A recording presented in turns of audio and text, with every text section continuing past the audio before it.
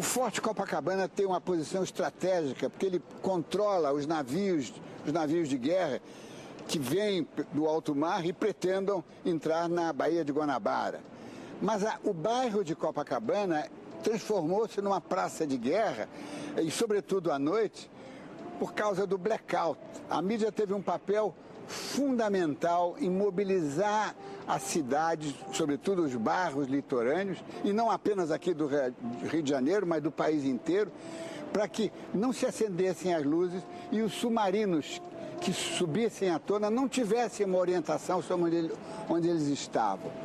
Nesse sentido, o esforço de guerra foi muito bonito, porque todos queriam acompanhar o sacrifício dos pracinhas que estavam na Itália.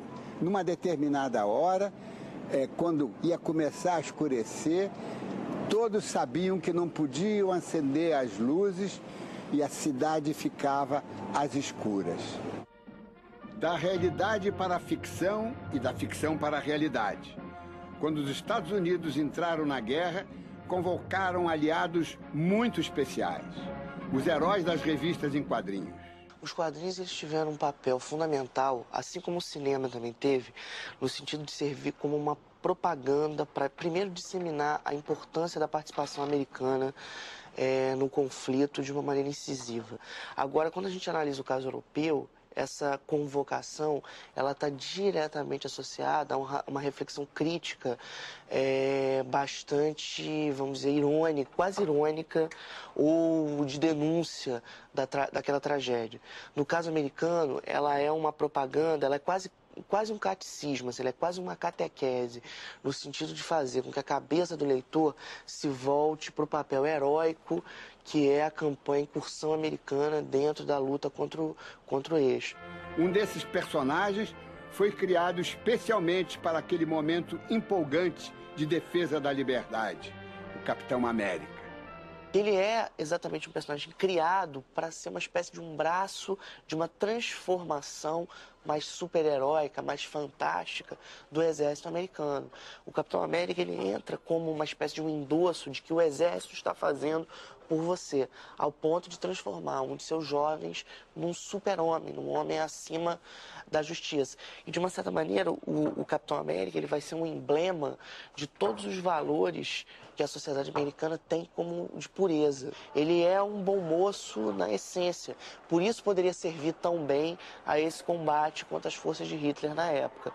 E você tem toda uma literatura, uma produção de roteiros, quer dizer, uma produção de dramaturgia para esse personagem, que é uma dramaturgia muito maniqueísta e onde o mal é encarnado na figura de uma criatura chamada Caveira Vermelha, que é uma espécie de uma sécula do Hitler, e que entra para ser se ele não pode bater no Hitler, ele vai bater no Caveira Vermelha. Embora haja uma capa clássica, inclusive dos quadrinhos dele, dando um soco na cara do Hitler. O Goebbels, que é a figura da comunicação do Hitler, o porta-voz dos assuntos de assessoria de comunicação do poder do Reich, ele aparece, inclusive, também nas histórias em quadrinhos do Capitão América, transformado em uma outra criatura, que é uma espécie de um androide lá, que é como se fosse uma reencarnação do Goebbels, assim. Se os heróis dos quadrinhos foram mobilizados para servir o mundo livre, os estúdios Disney também ofereceram a sua contribuição. Marching and hiling and marching, Hans grows up. In him is planted no seed of laughter, hope, tolerance, or mercy. He sees no more than the party wants him to. He says nothing but what the party wants him to say. And he does nothing but what the party wants him to do. And so he marches on. No desenho animado Der Führers Face, a face de Hitler, o Pato Donald vive na Alemanha escravizado numa fábrica de armamentos até enlouquecer. Por sorte, tudo não passava de um pesadelo.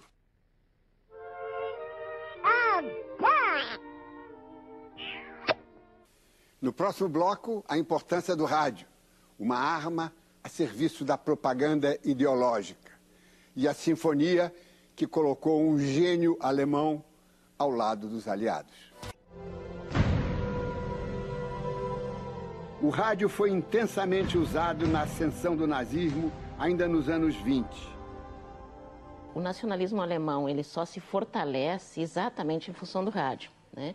E quando ele assume a Alemanha, isso em 1933, os líderes do nacionalismo alemão, eles contavam muito com essa capacidade do rádio, porque todos eles, e principalmente Goebbels e Hitler, eram homens que tinham um discurso muito poderoso, um discurso muito persuasivo.